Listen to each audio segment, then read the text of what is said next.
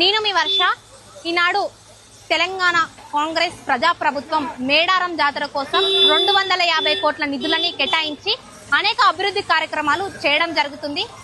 తెలంగాణ రాష్ట్రంలో 8 మంది బీజేపీ ఎంపీలు, అందులో 2 కేంద్ర మంత్రులు ఉన్నారు. మీరు మీ కేంద్ర ప్రభుత్వాన్ని ఎందుకు మేడారం జాతర కోసం మీరు ఎందుకు బడ్జెట్ ని తీసుకురాలేకపోతున్నారు? ఈనాడు తెలంగాణ రాష్ట్ర ప్రభుత్వం కేటాయించింది కదా, మరి మీకు అర్హత లేదా, మీకు హక్కు లేదా, మీకు ఏమీ లేదా? అడగడానికి మీకు శాతనైతే లేదా? భజన కొట్టడం కాదు, మేడారం జాతరకి నిధులు తీసుకురండి. మేడారం జాతర తెలంగాణ రాష్ట్రంలో మేడారం జాతరని అభివృద్ధి చేయండి. అలాంటి చాతన కాదు. హిందూ హిందూ హిందూ అని మీరు అనేటోళ్ళు మరి ఎందుకు ఇప్పుడు మేడారం జాతర కోసం మీరు నిధులు కేటాయించలేకపోతున్నారు? బీజేపీ ఎంపీలు మీరు దీనికి సమాధానం చెప్పాలి. నోరుంటది మీకు, ఎక్కడ పడితే అక్కడ మాట్లాడతారు.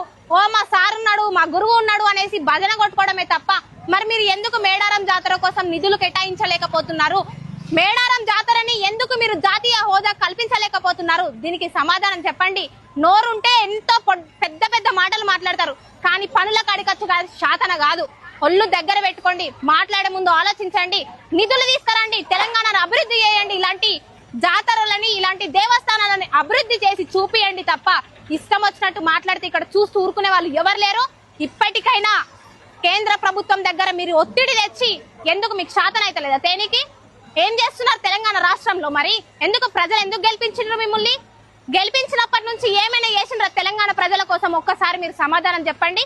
కొంచెం సిగ్గు తెచ్చుకొని బ్రతకండి ఇప్పటికైనా.